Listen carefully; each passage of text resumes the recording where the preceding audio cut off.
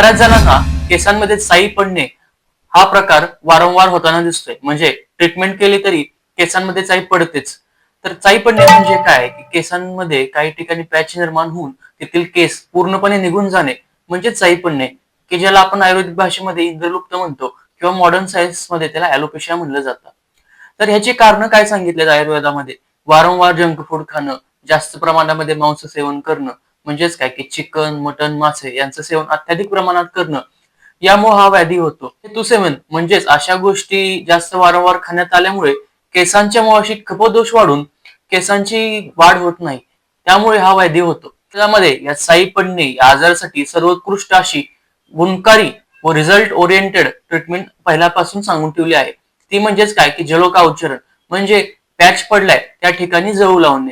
तुम्ही तुमच्या नजीकच्या वैद्यांकडे जाऊन ही ट्रीटमेंट करू शकता व तुमची वारंवार येणारी चाई नक्कीच कमी करू शकता. धन्यवाद.